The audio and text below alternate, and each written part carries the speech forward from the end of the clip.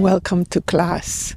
We are here in North Quebec in the brew season before winter comes, but this is one of the first days that we have sun, so we can sit together with your undivided attention. Thank you so much.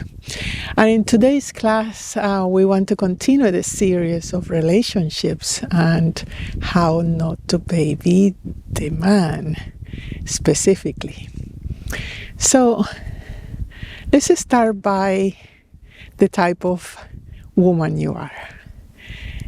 We have done some videos about what type of man you have, right? And that is very, very important to determine what kind of baby you have.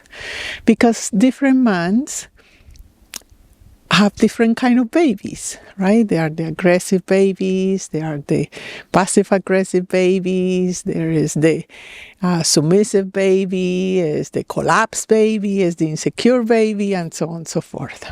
Or all together to make the picture even more interesting.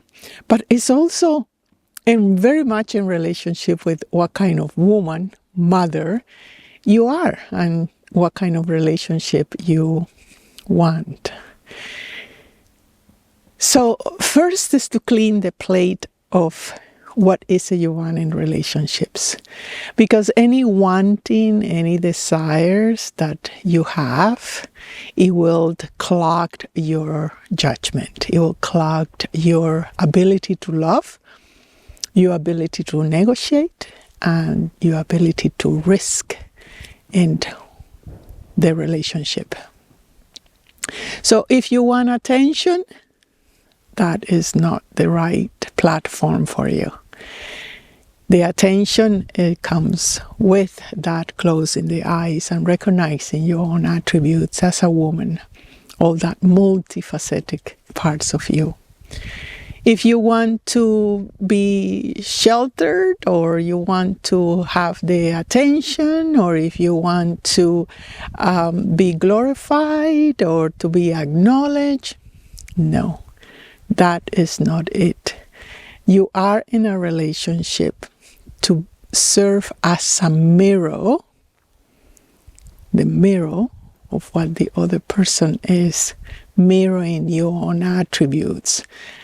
The ones that are highlighted, developed, and the ones that are in process of being developed. You are in a relationship because you are responding to a sacred contract that determines why you are in the relationship. And it's not to learn things that are mundane. It's to learn something that applies to your soul, like freedom of guilt, like fearlessness, like authenticity, like a strength to be yourself, like no comparison, like kindness and negotiations. That kind of perception, it gives you a much more wider perspective of why you are in a relationship. If you are utilizing the man for anything, your battle is lost. Please don't do that to your children, to your friends, to your husband, not even for yourself. Do not utilize the other, emotionally, mentally, or physically. Number 2, or number 3, I will say, the type of mother that you are is the type of what you have learned from values, concepts from your own family. So to be a good mother is to give, is to nourish, is to sacrifice yourself. What is it? What kind of mother you are? Are you controlling? Are you over-possessive? Are you wanting your way? That is not going to happen, because the man have a different brain than yours and foresee things very simply rather than complex. Our brain have much more connections within the neurons that happen simultaneously. That's why we at times can get confused Well, the man is one single point where they are fixed in one thing and only one thing. And they look for that and they work around that. So don't make the man a woman. Don't project that the man should be with the female attributes. Like if I ask often in my private sessions, what is it you want from the man? So, oh, well, I want him to be honest and kind and be good with the family and respond to me and so on and so forth. And really what they are named are more female attributes, rather than say, okay, what really is the man there for?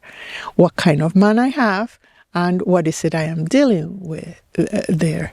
So basically the man is territorial. It likes to have a territory where it's me, I, myself, and this is my house, this is my woman, this is my rules, this is my way of seeing things, and it become quite stubborn in keeping that way.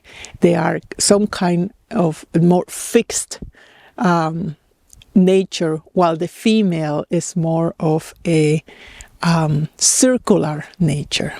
So both are very valuable. Let me get the sun out here. And are complementary and supplementary. We cannot say what is best or what is worst. Each one have his own values and his own purpose. So respect the nature of the other. Not only a man, but other persons. Each one have a gift for you and a complementary for you. And finally, I will say that not to baby the man, you need to have the courage to point things at the man that are childish and that you are definitely not going to negotiate about it, that you are not going to accept about it. And to point that, you need strength and the ability to risk everything. It means a very high level of detachment. In the sense of, if the relationship change the rules and the man get stubborn in keeping the rules, you must be ready to let it go. You must be moving with your level of frequency rather than adapting, rather than say, oh, because I need a relationship, again, we come back to the values and so on, then that is not going to happen.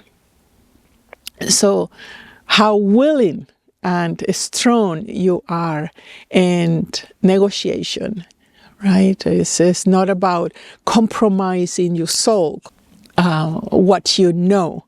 You must be ready to say, okay, if this man is putting me down, if this man is not willing to grow, if this man is not willing to recognize himself and put a constructive habits for our relationship, if this man want to remain a baby, please don't stay on it. You will be better off without it. You may think, oh my God, it's because we have 20 years of history, or because we have children, or because I am financially unstable, or whatever. I let you know that if you take the risk to be more in resonance to where you are, you will be much better off without it, and confront the ego of yourself that say you cannot do it without the man. It's far from the truth. Each individual have the capacity to evolve his own qualities and his own ways. And this is the more important one, is that ability to say, I can risk if it's not a response, if it's not a negotiation, if it's not any changes that actually are tangible for me and my family, don't stay there, because you start abusing yourself. You start putting yourself down, and you start being so resentful that love is not going to thrive in that kind of environment.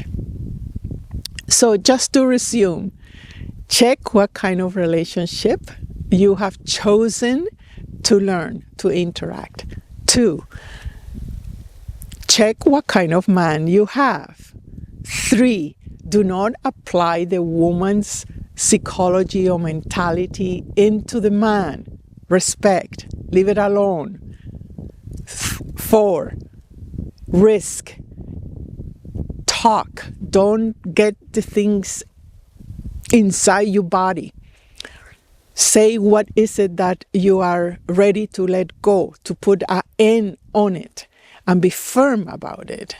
Not only by saying, okay, I'm going to leave you now. No, you actually do. You don't betray your own words. And with these 4 things, the man, it will feel more embraced and more contained in his own growth.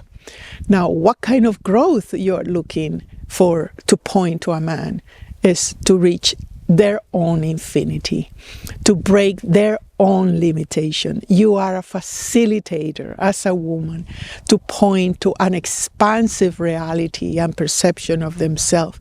So they are more considerate, more kind, more willing, more be okay with their own qualities, with their own path, with their own strength, that they don't abandon their own strength. If they do, they will abandon you as well and your strength. That is a mechanics you need to realize when you are relating or using a relationship to grow and to thrive. Thank you so much for sitting with me, and I will see you in our next lesson. With a surprise, I am going to interview my husband about how does he feel that he's not being baby. So stay tuned, and I'll see you in our next lesson. Namaste.